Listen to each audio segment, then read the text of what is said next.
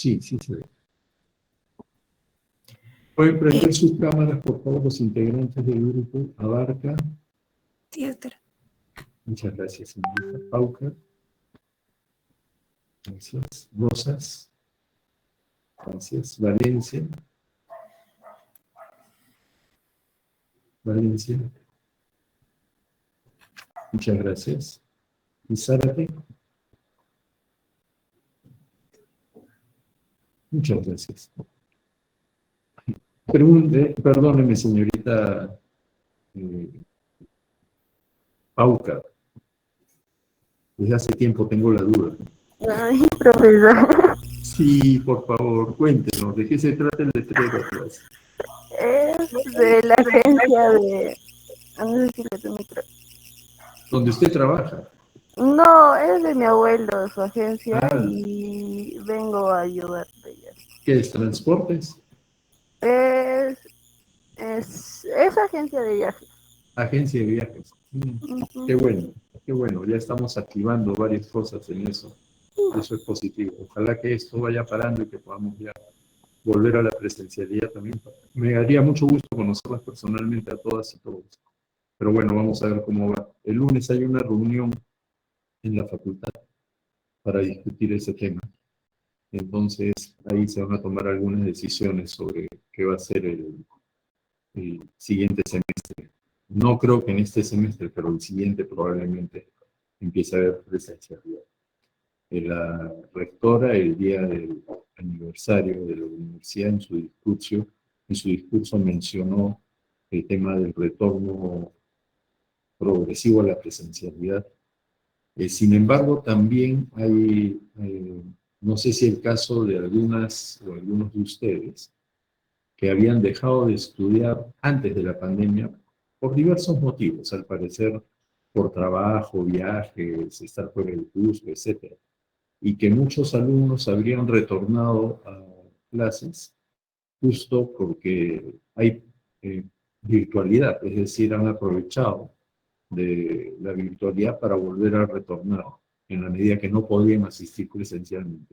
Entonces es probable que empiece a surgir una figura mixta de algunos cursos presenciales y otros virtuales. ¿Qué será? No tengo idea, pero yo tenía la duda del letrero y por eso le preguntaba. Muchas gracias. Muy bien, pueden empezar, por favor.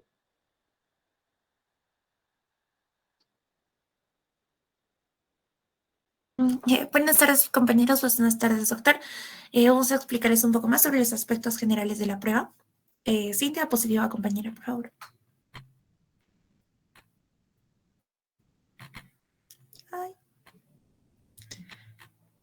Ay. Bueno.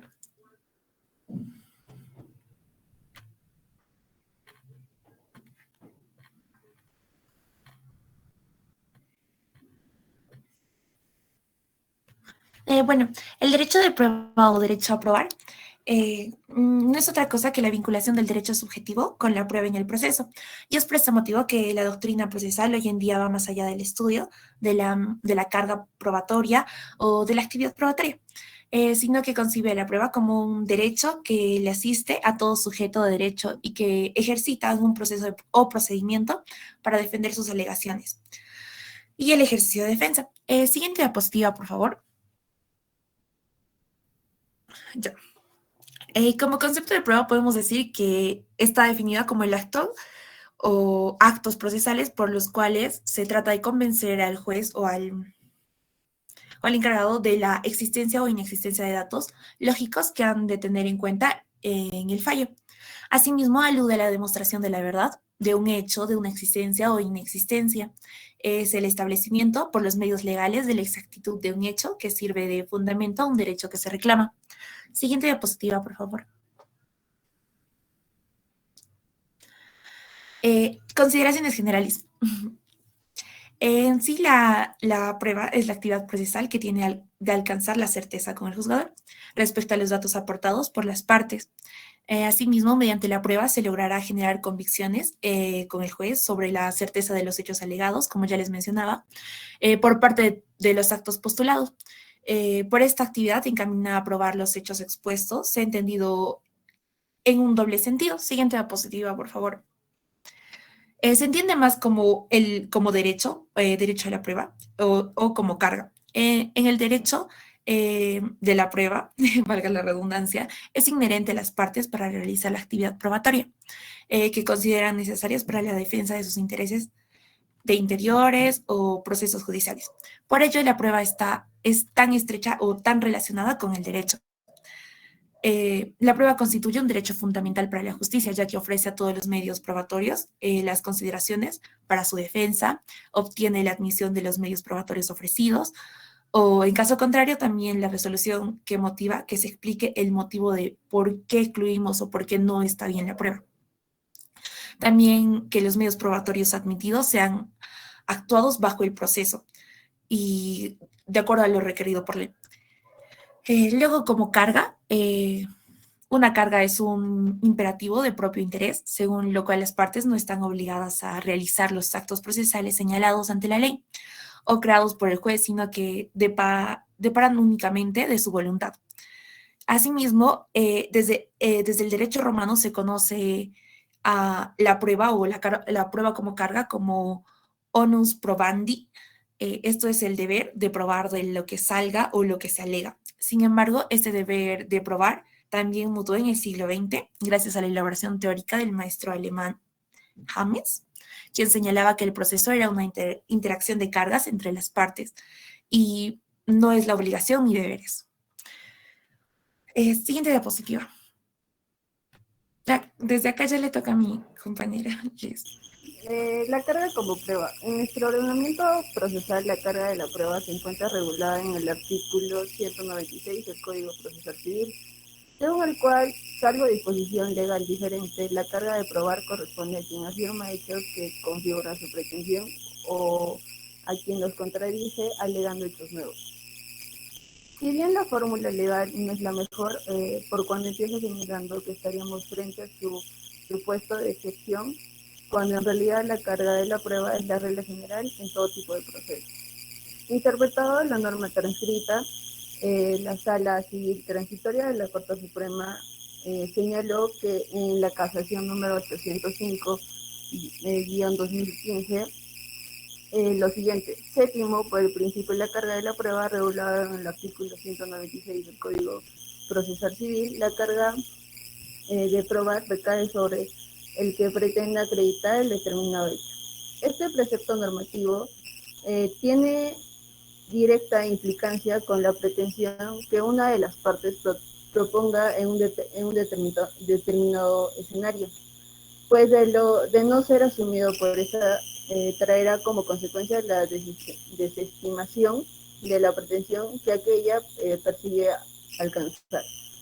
El dispositivo citado sintetiza el contenido dogmático de la carga de la prueba, señalando que aquel que afirma un hecho debe probar. Sin embargo, este precepto legal contiene en sí una doble función, ya que sirve como... Siguiente diapositiva, por favor.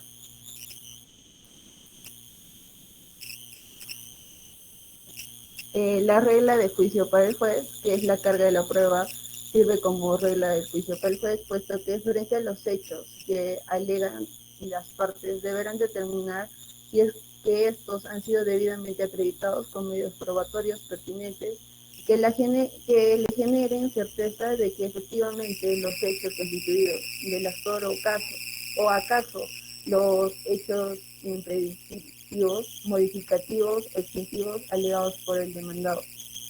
Así, la carga de la prueba sirve para determinar que la parte que alega hechos es la que corresponde probarlo, si quiere que se ampare su pedido. Por tanto, si la parte que alegó algún hecho no lo probó, tendrá que asumir las consecuencias negativas de su inacción, que se verá manifestada en una resolución judicial desfavorable. Entonces, el juez verificará si la parte que tenía la carga de probar un hecho se liberó de dicha carga probándola, o si al contrario se probó aquello que debía. Entonces aplicará el apercibimiento, o a lo que es lo mismo, soportará las consecuencias negativas de su inacción, su demanda será infundada. La regla de conducta para las partes.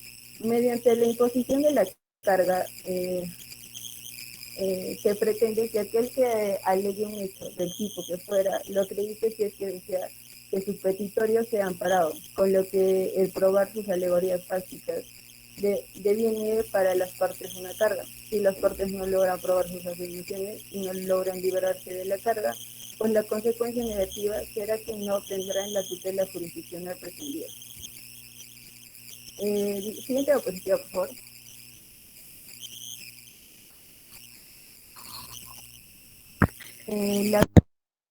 De la prueba. En la doctrina actual existe una controversia con respecto a la finalidad de la prueba. Ella se reduce en los siguientes postulados. La prueba busca la verdad de los hechos de proceso, también llamada tesis del cognitivismo. O B, la prueba busca lograr la convicción del juez para que resuelva el conflicto admitiendo las posturas de la parte que logró convencerlo. C, la prueba busca determinar o fijar formalmente los hechos mediante determinados procedimientos, conocida como fijación de los hechos, aunque conviene advertir que el mayor debate se ha centrado en las dos primeras tesis. Estas tres posturas nos inclinan a señalar que las partes con la prueba buscan en principio se determine la verdad de los hechos propuestos en la causa pretende, pero no la verdad en sentido absoluto. El juez deberá aplicar con relación a la prueba las afirmaciones de las partes y sus negaciones y contrastando el material probatorio determinado qué hechos son verdaderos y cuáles no son, logrando así establecer la verdad. Según Davis Echandias, sostiene que no es admisible considerar como fin de la prueba el obtener verosimilitud del hecho. Por otra parte, al tener la prueba un destinado, el juez, las partes con la prueba buscan crear convicción en otro sujeto. Su objeto es la búsqueda de convencimiento en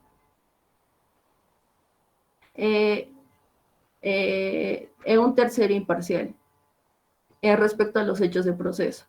Busca convencer al juez de que estos corresponden a la realidad. Siguiente diapositiva, por favor. El interprobatorio. Desde una perspectiva procesal, los elementos aportados por las partes a fin de crear convicción en el juez sobre los argumentos que sustentan su pretensión van tomando diferencia denominación de acuerdo al grado de certeza que puedan generar a lo largo del interprocesal. Es así que surgen los términos medios de la prueba, fuentes de la prueba y prueba. No obstante, en la práctica se suelen utilizar de manera indistinta, a lo cual debemos precisar que los mencionados términos son distintos entre sí, y sin ánimos de entrar en la discusión conceptual de los mismos, proporcionaremos el concepto de cada uno de ellos que se los hará distinguir en el proceso.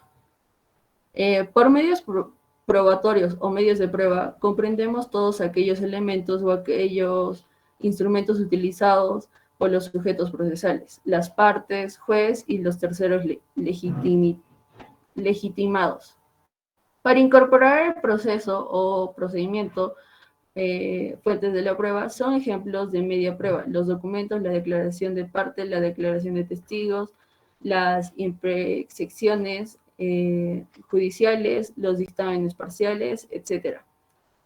Por otro lado, fuentes de prueba significamos todos aquellos en sentido jurídico amplio como objetos, acontecimientos y conductas que se incorporan al proceso o procedimiento a través de los diversos medios de prueba, a partir de los cuales el juzgador puede encontrar o no la prueba de otros hechos. Por ejemplo, pueden ser huellas dactilares que se descubren por medio de una pericia o acreditan quién cometió el delito. Sí, por otro lado, se entiende como fuentes de prueba a los medios de prueba que son válidamente admitidos en el proceso para su valoración.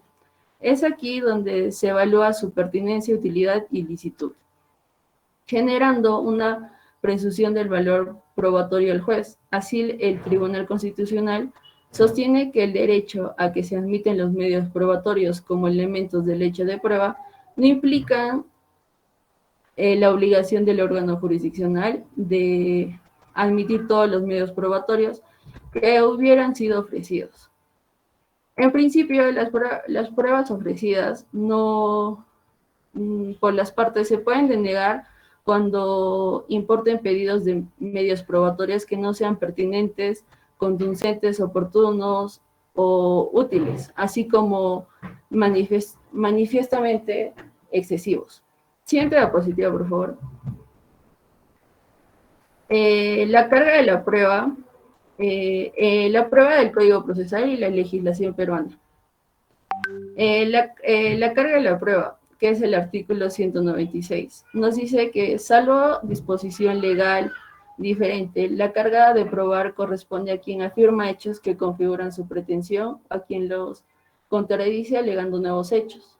También está la valoración de la prueba, que es el artículo 197. Todos los medios probatorios son valorados por el juez en forma conjunta, utilizando su apreciación razonada. Sin embargo, en la resolución solo serán expresadas las valoraciones esenciales y determinadas que sustentan su decisión. La eficacia de la prueba en otro proceso, que es el artículo 198. Las pruebas obtenidas válidamente en un proceso tienen eficacia en otro. Para ello deberán constar en copia certificada por un auxiliar jurisdiccional respectivo y haber sido actuadas con conocimiento de las partes contra quien se invoca. Puede prescindirse de este último requisito, por tanto, por decisión motivada del juez. También tenemos la ineficacia de la prueba, que está en el artículo 199, que nos dice que carece de eficacia probatoria de la prueba obtenida por simulación, dolo, intimidación, violencia o soborno. Y el artículo 139, inciso 3 de la Constitución Política, que nos dice que la observancia del debido proceso y tutela jurisdiccional, ninguna puede ser desviada de la jurisdicción predeterminada por la ley, ni sometida a procedimiento distinto de los previamente establecidos, ni juzgada por órganos jurisdiccionales de excepción, ni por comisiones especiales, creadas al efecto. Cualquiera puede ser su dominación. Siguiente diapositiva, por favor.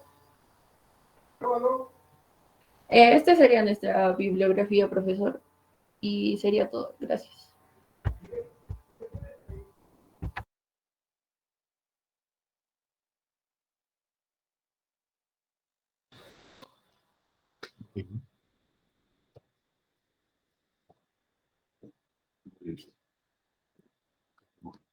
Un momentito.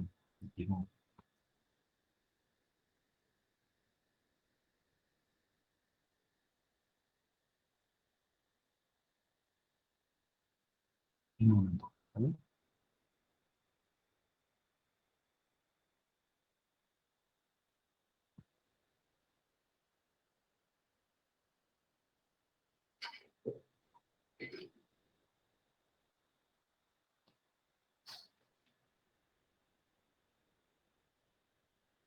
Les voy a pasar un texto.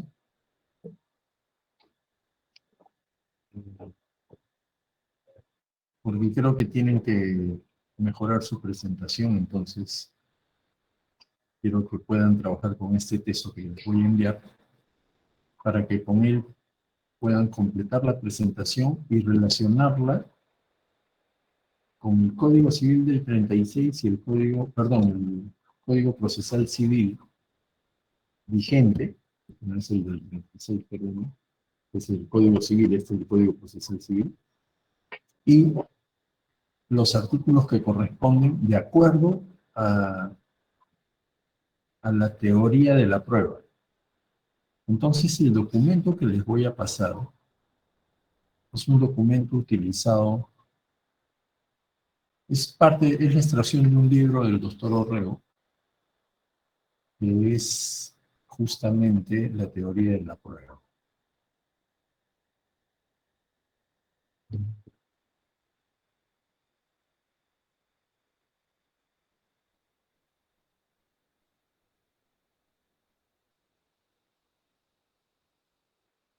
Geraldine, Sí, doctor. ¿ya le llegó? Sí, doctor, me acaba de llegar. En este momento se lo paso a mis compañeros. Sí, por favor. Vamos a abordar algunas cositas y le voy a pedir al grupo que pueda mejorar su exposición relacionándolo claramente con los artículos que corresponden a cada uno de los temas. Entonces, una de las primeras cosas que debe entenderse en la prueba es las acepciones que tiene el término prueba, ¿no? Eso está en la primera parte de la lectura, si ya la tienen ustedes pueden seguirla ahí, ¿no? Una tiene que ver con demostrar la verdad de un hecho, su existencia o inexistencia.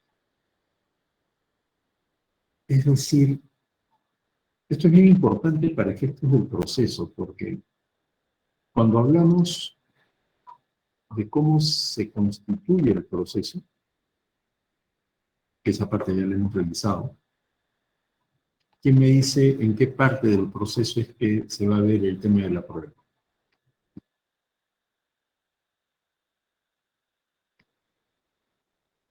¿Alguien, por favor? Sitúense en lo que vimos sobre la estructura del proceso. ¿Se acuerdan? En la etapa probatoria, doctor. En la etapa probatoria, pero solamente en la etapa probatoria, Daniela. ¿Qué dijo, doctor? La última partecita. ¿Solamente en la etapa probatoria?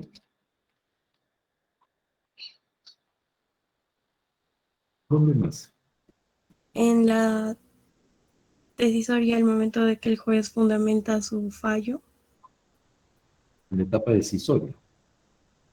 También, ¿no? ¿Y dónde más? ¿Alguien más quiere intervenir?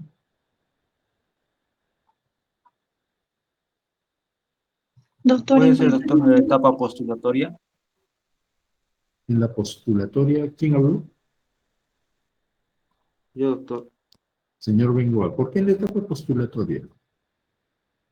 Porque al momento, ¿no es cierto?, de interponer la demanda, la parte demandante o la parte demandada va, pues, en su escrito, dar a conocer ciertas pruebas para demostrar lo que quiere pretender, ¿no? O sea, en principio es casi cierto, pero no es exacto, porque la postulatoria es la reclamación del hecho, uno presenta los hechos, y después de ello presenta el derecho. Y de acuerdo a eso es que el juez va a evaluar y admitirá la demanda o no. Pero al finalizar la etapa probatoria, al finalizar la etapa postulatoria y antes de entrar a la etapa probatoria, hay una etapa previa, o hay un momento previo, un punto de unión. ¿Cuál es?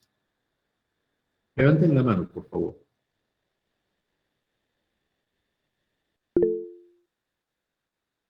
Nicole. Doctor, ¿sería la parte donde se da la fijación de los puntos controvertidos y el saneamiento procesal? Esa es la parte que más interesa para fines de la demostración de la verdad de un hecho. Porque, miren, la prueba tiene que ver con la demostración de un hecho. La otra sección de la palabra son los medios de prueba. Es decir, cuáles van a ser las pruebas. Esas las vamos a ver en la siguiente clase, que tiene que ver justamente, bueno, este grupo tiene que volver a exponer, pero los medios de prueba tienen que ver con todos aquellos elementos o medios permitidos por el proceso civil y por el juez para poder demostrar los hechos. Pero además hay una tercera acepción que es las consecuencias de la prueba. Es decir, tanto de la demostración o de los medios de prueba, ellos generan una consecuencia. Y eso se lleva adelante en el acto probatorio. Y el acto probatorio pueden ser varios actos probatorios, pasa desde la pericia, la testimonial, etc. Pero todo está vinculado a cuál es el objetivo de la prueba. ¿Y qué es lo que se va a probar? Lo que hace falta probarse porque es contradictorio, ha generado controversia, es decir, las partes no se han puesto de acuerdo. Por ejemplo, si yo me voy a divorciar de mi esposa, digamos, por incompatibilidad de caracteres. ¿Qué es lo que no es necesario probar? Levanten la mano, por favor.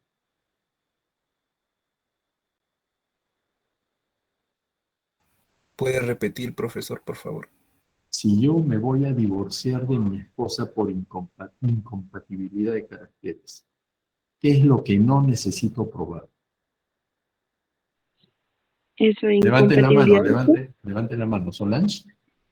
Ah, disculpe, esa incompatibilidad o el por qué se No, no, va a no. separar. La incompatibilidad la tengo que probar porque es mi argumento. Y seguramente mi esposa no quiere divorciarse porque yo tengo muchas propiedades, tengo mucho dinero, ¿no? Es decir, todo eso es falso, pero porque trabajo en la universidad y me pagan muy poco. Pero si tuviera mucho dinero y tuviera un montón de propiedades y me quiero divorciar por incompatibilidad de caracteres, probablemente mi esposa no quiera porque le va a significar un detrimento en su patrimonio. Entonces ella no va a querer y va a decir de que todo va bien, etcétera, ¿no? No, estoy inventando, ¿no? ¿Qué es lo que no debo probar, señor Ramírez? Que estamos casados, profesor, o que están casados. ¿Eso qué es? Que ¿Cómo está probado eso? al momento de interponer tal vez la demanda, ¿Por qué? porque nos vamos a casar y tal vez es, No no sé, nos vamos a casar. nos vamos a separar. No, yo me voy a separar, usted no. Ya, profesor, entonces, creo que debe haber requisitos de procedencia y dentro de ahí tiene que estar, digamos, Está bastante cerca lo que dice, pero a ver, falta el libro. Jennifer.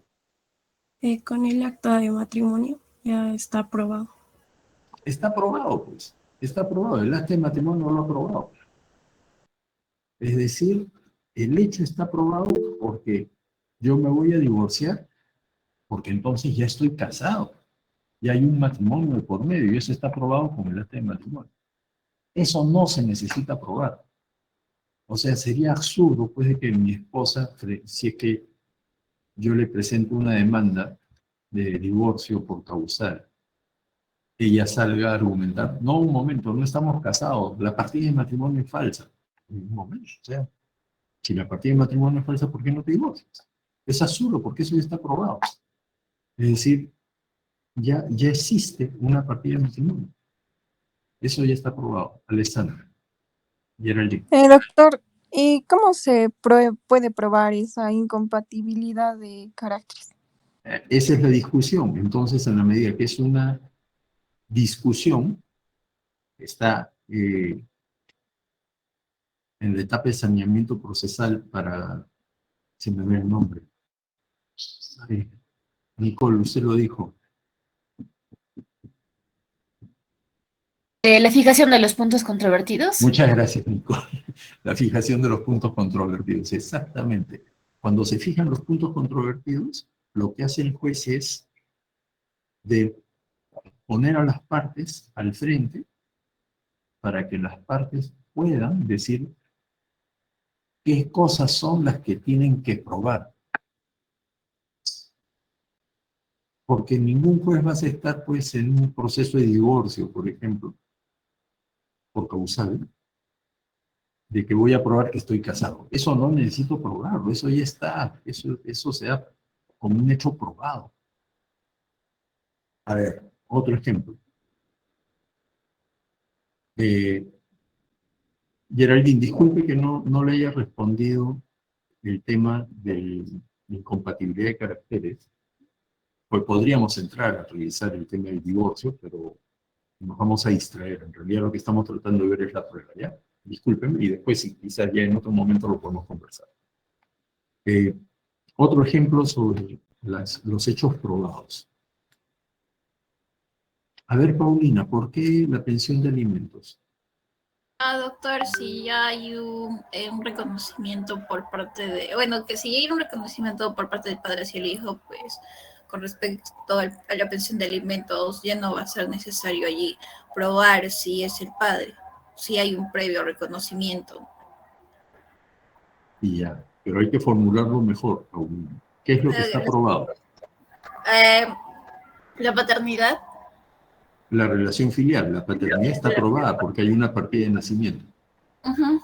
Y En la está medida que hay una partida de nacimiento, lo que está en discusión, y por eso se va a fijar en los puntos controvertidos, es la posibilidad económica y la necesidad económica, la posibilidad económica del padre o del demandado y la necesidad económica del demandante, que puede ser el hijo o la esposa, en reclamar alimentos, porque es un derecho que ambos tienen. Entonces, hay hechos que van a ser probados de por sí porque no se necesitan probar, ya hay prueba preconstituida o ya hay un documento que los valida o hay una norma que ya genera el derecho. Y hay otros hechos que sí necesitan probarse porque son hechos controvertidos. Ese es un primer punto. Y el otro tiene que ver con el artículo... Ay, se me fue. ¿Quién tiene el código procesal a la mano, por favor? Perdón, un código civil a la mano. Ya lo encontré. Pero no. Paulina. Doctor, dígame qué artículo busco. Artículo 8º del título preliminar del Código Civil.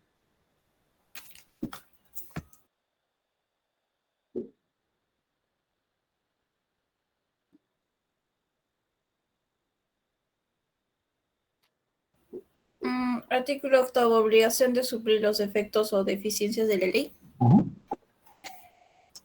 Los jueces no pueden dejar de administrar justicia por defecto o deficiencia de la ley. En tales casos deben aplicar los principios generales del derecho y preferentemente los que inspiran el derecho peruano. Y el siguiente, el artículo 9. Aplicación supletoria del Código Civil. Las disposiciones del Código Civil se aplican supletoriamente a las relaciones y situaciones jurídicas reguladas por otras leyes, siempre que no sean incompatibles con su naturaleza. Y el artículo 7º. Décimo dijo, ¿verdad, doctor? No Séptimo. 7. Ok. El principio de iura nobis curia. Los jueces tienen la obligación de aplicar la norma jurídica pertinente, aunque no haya sido invocada en la demanda. Ok. Creo que esa es la que responde, doctor. Son las 3, pero ¿responde a qué? A ver. ¿Quién me lo dice? Levanten la mano. ¿Qué es lo que no hay que probar? Petitorio. ¿Qué es lo que... O sea, estamos quedando, perdóname, Paulina, estamos quedando de acuerdo que se prueban los hechos controvertidos. Y los hechos controvertidos se van a fijar en la audiencia de fijación de hechos controvertidos en la etapa de saneamiento. Pero hay otra cosa que no es necesario probar. ¿Qué es esa otra cosa que no es necesario probar? Si revisan el artículo 7, el 8 y el 9 del Código Procesal Civil, título preliminar. ¿Quién me lo dice?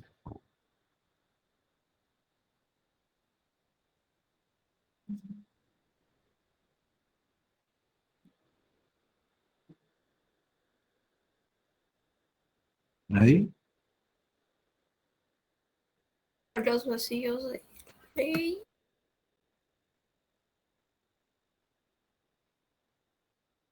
¿Pueden levantar la mano?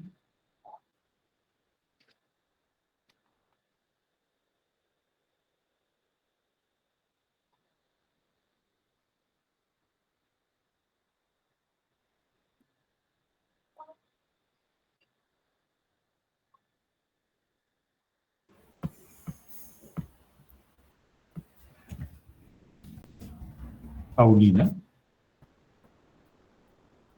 Doctor, ¿no se refiere a eso por el 8 y el 9, podría decir, por los vacíos de ley? Pero no es solo los vacíos, no es solo los vacíos de ley. Lea desde el 7, vuelva a leer el 7. Bueno, por el 8 y por el 9 podría decir por los vacíos de ley, por el artículo 7, pues hace mención Vuelva, al le pido derecho. por favor, Paulina, vuelva a leer. Ya, doctor. Artículo Artículo 7. 7. El principio del iura nobis curia. Los jueces tienen la obligación de aplicar la norma jurídica pertinente, aunque no haya sido invocada en la demanda. Siguiente. Artículo 8. Obligación de suplir los defectos o deficiencias de la ley. Los jueces no pueden dejar de administrar justicia por defecto o deficiencia de la ley. En tales casos deben aplicar los principios generales del derecho y preferentemente los que inspiran el derecho peruano. Perfecto. Artículo 9. Aplicación supletoria del Código Civil. Las disposiciones del Código Civil se aplican supletoriamente a las relaciones y situaciones jurídicas reguladas por otras leyes, siempre que no sean incompatibles con su naturaleza. Muchas gracias. Nicole. Entonces, doctor, no se tienen que probar tampoco aquello que no está regulado por la ley. No. Eso sería muy amplio. No es exacto. Está cerca, pero no es exacto. Espinosa. Doctora, derechos tal vez que no estén petitorio en sí, algún derecho que se tiene que, bueno, pides algo, pero hay algo que falta, entonces eso es lo que el juez lo incorpora a tu demanda. Bueno, derechos que no pediste exactamente, no sé cómo decirlo. Exacto. O sea, no es necesario probar el derecho, porque el derecho ya existe.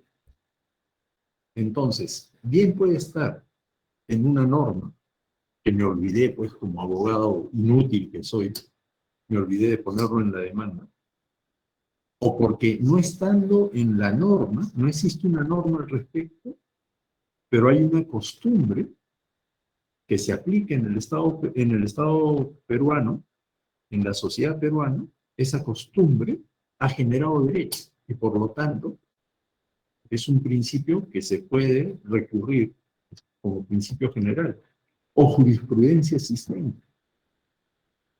Entonces, ese derecho que ya está ahí, no necesito probarlo, porque ya existe, es un derecho.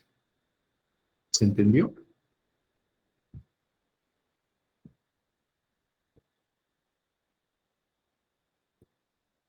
¿Dudas, por favor?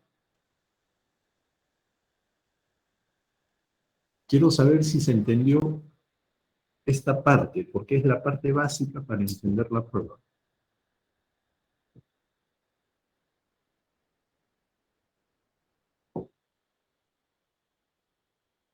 ¿No hay preguntas? ¿Comentarios? No, Doctor, ¿podría explicarlo nuevamente? A ver. Primero, Luza. Si te Nicole. podría volver a explicar lo de que no se debe probar el derecho, eso, por favor. A ver. Vamos a poner un ejemplo.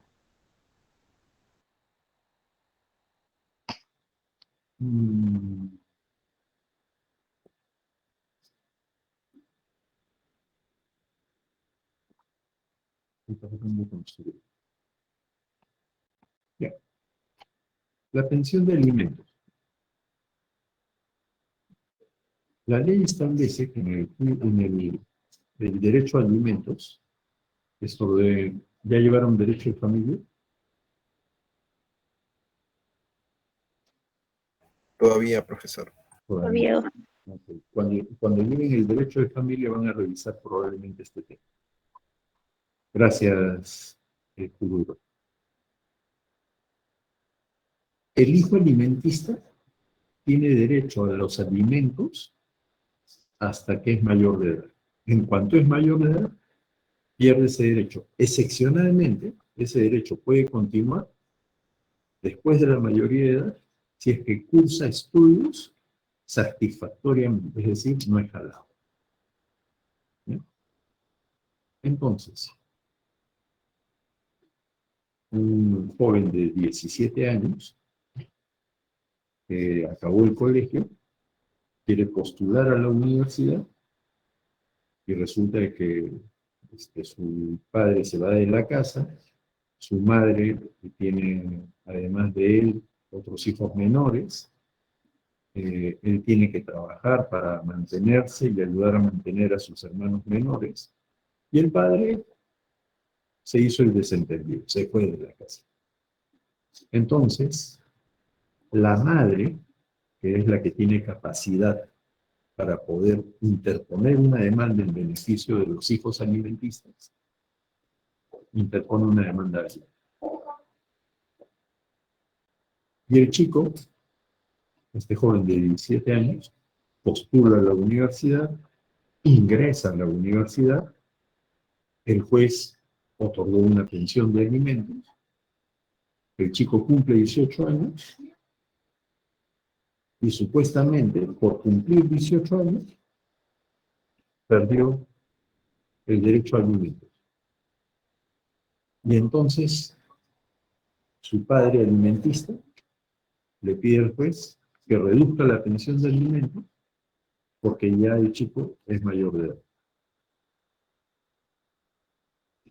La madre sale en ese proceso de reducción de alimentos a decirle que su hijo efectivamente ya es mayor de edad, es un hecho probado, no se necesita probar porque hay una partida de nacimiento que acredita que ya tiene 18 años, pero presenta una prueba de que estudia en la Facultad de Derecho de la Universidad de Múnich y que ha sido aprobado con notas del quinto superior.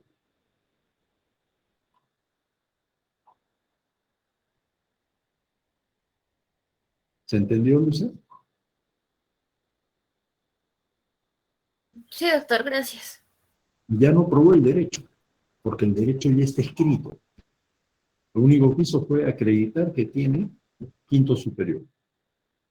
No presentó el argumento jurídico, pero el solo hecho de presentar el hecho probado mediante un documento que no es cuestionado porque la universidad lo ha validado, está certificado, etc., tiene una constancia quinto superior, el juez lo que va a hacer es aplicar el 7. Los jueces tienen la obligación de aplicar la norma jurídica pertinente aunque no haya sido invocada en la demanda o en la contestación de la demanda. Es decir, el derecho no es necesario probar. Aunque no lo invoque, quien reclama a partir de un hecho no necesita probar el derecho, porque el derecho ya está escrito. Y en los casos que no esté escrito, se va al artículo 8º o al artículo 9º para otras figuras que estén fuera del Código Civil. Solange, usted quería preguntar algo, creo. No, doctor, le quería decir que está claro todo. Y ahora con lo que explicó más claro. Ok, muy bien. ¿Alguien más? ¿Alguna pregunta? Doctor, yo quisiera preguntar. Sí, Usted puso, también. ¿no?, el ejemplo de que bueno, ya, lo clásico que la madre se quede con los hijos y normalmente estos son varios, por lo tanto va a necesitar el subsidio económico que el padre, bueno, que el padre de los menores los ha abandonado, ¿no? Prácticamente, ya. Pero si se diera el caso que la madre, digamos, o sea, tiene menos hijos, por ejemplo, y es capaz de solventarse económicamente, pero aún así, porque es derecho de los hijos, decide pedir en la pensión de alimentos, ¿no? ¿Sería factible? O sea, a pesar de que ella tenga la capacidad para poder darles el subsidio a sus hijos, o tal vez solo si tiene un solo hijo y este también sea mayor, pero aún así podría seguir pidiendo, digamos. Ok. No sé si... Sí, me entendí. A ver, Damaris, eso casi como Geraldine que preguntó sobre el tema del divorcio, son temas que se ven en derecho de familia, pero se lo voy a explicar. La obligación filial se genera, o digamos, la relación filial genera derechos, tanto de la obligación de dar alimentos de los padres, padre y madre, a los hijos, como de los hijos a los padres. Es decir, es una relación de ida y vuelta. Si los padres son enfermos y los hijos trabajan y son mayores de edad, pueden ser demandados por los padres para que les den alimento a los padres, porque es una obligación. Tienen la obligación de darlo. Igual, los hijos tienen el derecho de reclamar alimento tanto al padre como a la madre. Entonces, una madre que trabaja, ¿puede mantener a su hijo? Sí. Pero si el padre se ha ido de la casa, tiene la obligación de darle alimento al hijo también. No es solo responsabilidad de la madre o de quien tiene al hijo. Es más, la ley dice que la madre también tiene derecho a alimentos. Y el padre también tiene derecho a alimentos. Digamos, si la madre es la que trabaja y el padre se quedó desempleado, ¿el padre puede pedirle alimentos a la madre? Sí. Es más difícil que el juez acepte esas cosas, pero sí es factible. ¿Se entendió? Sí, doctor, gracias. Ok. Solange.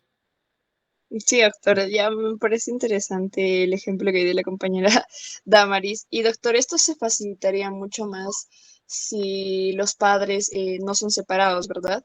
O sea, viven, bueno, pongámonos en el caso de que el padre se fue a otro lugar y tiene otra familia, entonces, pero nunca se separó de su primera esposa. Entonces, esto facilitaría más que la mujer haga la demanda, porque no se han separado, no hay un divorcio ni nada. Entonces, ¿facilitaría más el proceso, doctor? ¿O sería igual? Si se genera un divorcio, como le digo, esto lo van a ver en el curso de Derecho de Familia, pero si se genera un divorcio, dentro del proceso de divorcio debió plantearse el pedido de alimentos y establecerse como parte de la sentencia de alimentos, de la sentencia de divorcio. Daniel. Doctor, yo quería, Sí, Daniel, sí. yo quería preguntarle si la prueba también se podía dar en otras etapas del proceso, como relacionándolo con nuestro anterior tema, que es la nulidad de la cosa juzgada fraudulenta que se tiene que probar, ¿no? Si hay vicios para dar la nulidad o la anulabilidad. En ese sentido, doctor, ¿se podría dar tal vez en una etapa impugnatoria las pruebas? Sí, O sí se puede. En una etapa impugnatoria se pueden presentar pruebas. Recuerden que las etapas impugnatorias se van a tramitar en cuerda separada. Eso no lo hemos visto, pero en cuerda separada significa que si yo presento un pedido de nulidad de un acto procesal, el juez va a abrir un cuaderno para que se discute esa nulidad. Y en ese proceso, en ese mini proceso, que es parte del proceso principal, se va a llevar adelante un mini proceso en el cual también se van a presentar las pruebas. Entonces sí se puede hacer, ¿no? doctor, ¿nos podría dar como un ejemplo en el caso de la nulidad de la cosa juzgada fraudulenta? ¿Qué pruebas podríamos presentar? No, pero a ver, la nulidad de la cosa juzgada fraudulenta es otra cosa. O sea, lo que le he dicho es la nulidad general en un proceso civil. La nulidad de la cosa juzgada fraudulenta es contra una sentencia que sea, es una sentencia que se ha emitido como resultado de un proceso fraudulento, en el cual han habido colusión de las partes, se han puesto de acuerdo, o sea, se ha simulado un acto para perjudicar a alguien, que puede ser una de las partes o un tercero. Entonces, si eso ya adquirió carácter de cosa juzgada, la única forma de cuestionarlo, ¿qué significa adquirió carácter de cosa juzgada? Que ya se emitió sentencia, se apeló y se perdió. Ya no hay otra cosa que hacer. Entonces, supuestamente, eso ya es un acto procesal finiquitado y, por lo tanto, ha generado derecho. Pero si se demuestra que ya hay pruebas de que ese hecho fue fraudulento, simulado y genera perjuicio, lo que hay que hacer es presentar la nulidad de cosa juzgada fraudulenta. Y en ese es un proceso distinto. no es en el proceso nulo o en el proceso que se pretende anular, sino es en otro proceso donde se va a reclamar la nulidad de cosa juzgada fraudulenta. Y ahí lo que se va a pedir, que es lo que dice el texto que les di, lo que se va a pedir es una medida cautelar que paralice los efectos de esa sentencia que es fraudulenta, o que estoy pretendiendo decir que es fraudulenta. ¿Me entendió? Sí, doctor. Gracias. Mire que. ¿Alguien más? Muy bien, chicos. Entonces, el mismo grupo que expuso ahora, por favor, revisen este texto. Todo el salón lo tiene. Mejoren su exposición y relaciónenlo con los artículos del Código Procesal que corresponden a cada parte que este texto desarrolla como teoría de la. ¿Quedó claro, grupo? Sí, sí, doctor. Entonces, en la siguiente clase, por favor, van a exponer eso, ¿ya? Está bien, doctor. Muy bien. Nos vemos. Hasta mañana. Cuídense. María Isabel. Mañana, doctor. Doctor, buenas tardes. Disculpe, doctor, no sé si me puede regalar 5 minutitos de su tiempo.